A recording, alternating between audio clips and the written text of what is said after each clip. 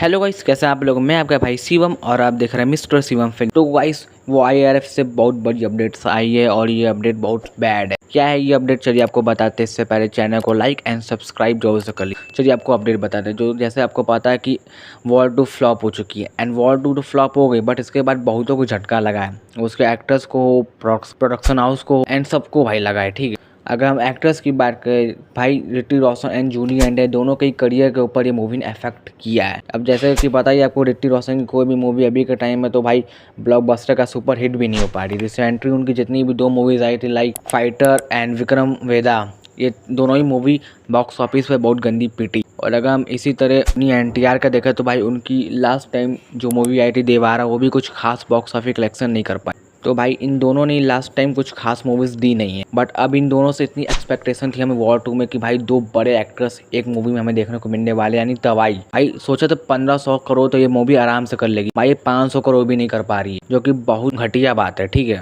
इसी तरह भाई दोनों ही एक्टर्स के भाई डाउन फोर आ चुका है। भाई ऋतिक रोशन की इसमें हम बात नहीं करते क्योंकि ऋतिक रोशन की परफॉर्मेंस यहाँ पे सबसे अच्छी मानी गई है एंड जूनियर एनटीआर को ज़्यादा ट्रोल किया जा रहा है। इनफैक्ट अगर किसी को पड़ा है तो वह जूनियर एनटीआर को। भाई जूनियर एनटीआर के ऊपर इस मूवी का फ्लॉप होने पे बहुत ज़्यादा ही इफेक्ट पड़ चुका है। भाई वो डाउन फोर के पीक पे आ चुके हैं। अब अगर जूनियर एनटीआर को कोई डाउन फोर से निकाल सकता है वो बस एक ही प्रशांत नील, जिन्होंने प्रभास जैसे एक्टर को भी डाउन फोर से निकाला और एक ग्रैंड कमबैक करवाया सलार के साथ। अब वही जूनियर एनटीआर के साथ एक और मूवी करने वाले हैं और ये मूवी को नॉर्मल फिल्म नहीं है, ये है प्रशांत नील का dream project with dream hero. तो सोचे जो बंदा मूवीज बनाता है मास मसाला लाइक KGF 2 सालार, आप देख सकते हो उसमें क्या ही ब्रूटैलिटी एक्शंस वगैरह होते हैं, क्या ही वायलेंस होता है ना। आप एक बार इमेजिन करके देखिए, वो डायरेक्टर जो अपने ही ड्रीम मूवी यानी ड्रीम एक्टर के साथ एक मूवी बना रहा है तो किस लेवल का इसको बनाएगा। ठीक है, तो जूनियर एनटीआर भी अपना ग्रैंड कमबैक करेंगे अगली साल अप्रैल नहीं तो मई तक। ठीक है, एंड ये हमेशा से चलता आ रहा है। बॉलीवुड में जितने भी साउथ के एक्टर्स आते हैं उनका ऐसा ही करियर डाउनफॉल हो ही जाता है। विजय देवराकोंडा हो, बहुत बड़ा नाम प्रभास हो, लाइक एक्सेट्रा, जितने भी एक्टर्स आते हैं उन सबका ही करियर यहाँ पर डाउनफॉल हो ही जाता है। उसी तरह अब जूनियर एनटीआर भी इसमें फंस चुके हैं, इसलिए बहुत सारे साउथ के एक्टर्स यहाँ पे काम करना नहीं चाहते हैं। लाइक महेश बाबू, विजय थालापति, यश, अल्लू अर्जुन, ये सब नहीं चाहते हैं बॉलीवुड में काम करना इसी कारण से। चलिए मैं आपको चीज़ पूछता हूँ, वॉर 2 के पास क्या नहीं था।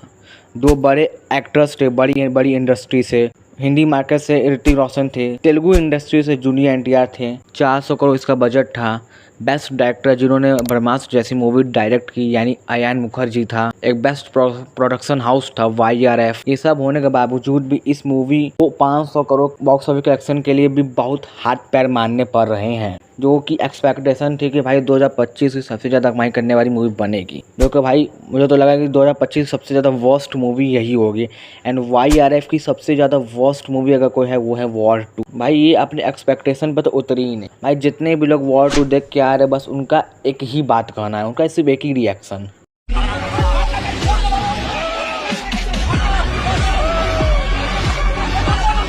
सेम ऐसा ही रिएक्शन मेरा भी है। भाई मैं जब वॉर 2 देखा था तो भाई मैं कुछ ऐसा रिएक्शन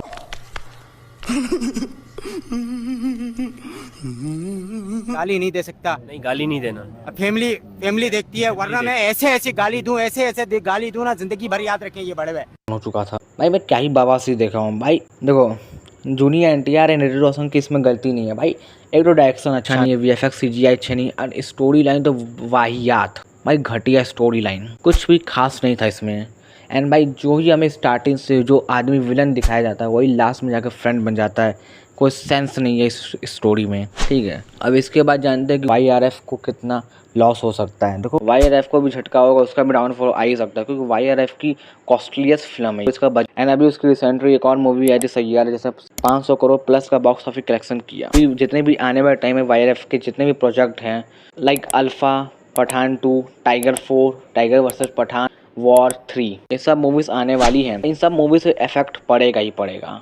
अगर हम अल्फ़ा को यहाँ से हटा दो, क्योंकि अल्फ़ा तो बन रही है एंड वो दिसंबर नहीं तो जनवरी तक में देखने को मिल जाएगी, ठीक है। तो उसको मैं इस लिस्ट में नहीं लेता। अब इफेक्ट पड़ेगा पठान 2 पे, क्योंकि एक्टर तो ज़बरदस्त है, शाहरुख खान यानी किंग ऑफ बॉलीवुड है, पर एक अच्छा डायरेक्टर भी तो होना चाहिए। अब एक ही डायरेक्टर को तो बार बार नहीं ले सकते हैं, जैसे कि अभी YRF की 2 मूवी को एक ही डायरेक्टर ने डायरेक्ट किया था, वॉर को और पठान को, सिद्धार्थ आनंद ने। अभी रिसेंटली किंग मूवी में भी सिद्धार्थ आनंद ही डायरेक्टर हैं जो SRK संग मूवी बना रहे हैं। एक ही डायरेक्टर एक ही एक्टर बार बार मूवी बना रहे हैं, ये कुछ खास अच्छा लगेगा नहीं, ठीक है। ये दिक्कत है कि कौन ही चाहेगा कि आप वर्स्ट सिनेमैटिक यूनिवर्स की मूवी डायरेक्ट करें। मैं ये नहीं कह रहा हूँ कि YRF सिनेमैटिक यूनिवर्स वर्स्ट है, बट अब वॉर 2 आने के बाद उसको वर्स्ट ही कह सकते हैं, क्योंकि इससे पहले पठान मूवी और टाइगर आई थी तो भाई YRF की सिनेमैटिक यूनिवर्स की कितनी ज़्यादा एक्साइटमेंट थी, बट वॉर 2 ने सब बेकार कर दिया। मैं ये नहीं कह रहा हूँ कि वॉर 2 ख़राब है, कूली अच्छी है, ठीक है, दोनों क्लैश की एंड दोनों ही मूवीज़ को एक अच्छे डायरेक्टर ने बनाया और स्टार कास्ट भी ज़बरदस्त थी। और मैं तो ये कहता हूँ भाई वॉर 2 तो कुछ नहीं है कूली के स्टार कास्ट के सामने। भाई कूली के स्टार कास्ट में वो हर एक्टर हर इंडस्ट्री का था,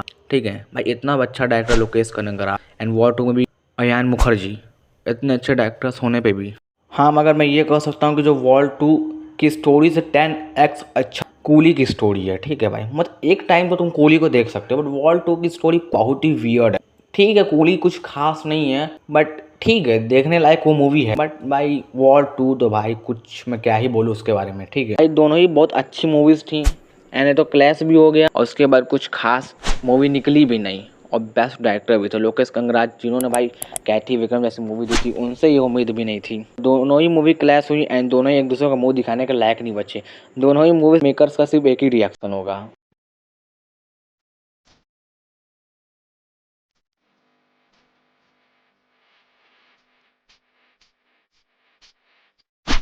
एंड अब पठान 2 भी आएगी, हमें शायद 2027 या 28 तक पठान 2 देखने को मिलेगी। उसके बाद हमें टाइगर वर्सेस पठान, फिर वॉर 2 एंड वॉर 3 से तो हम एक्सपेक्टेशन ही छोड़ दो, क्योंकि अब जूनियर NTR हमें एक्सपायर यूनिवर्स में कुछ ही नहीं नज़र में आने वाले हैं।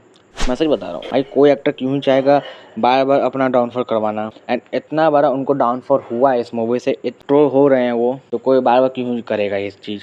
आने वाले स्पाई यूनिवर्स की किसी भी मूवी में जूनियर NTR तो बिल्कुल ही नज़र नहीं आने वाले हैं। बहुत कम ही चांस है कि नज़र आए, ठीक, बहुत हाईली चांस है कि अब वो हमें नहीं देखने को मिलने वाले।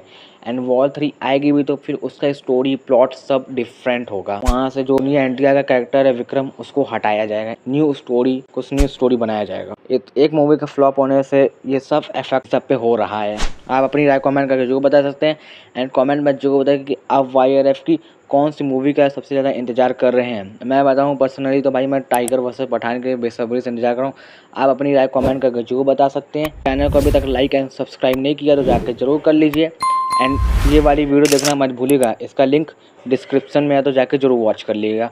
मिलते हैं किसी नेक्स्ट वीडियो में, तब तक के लिए आप सभी को हर हर महादेव।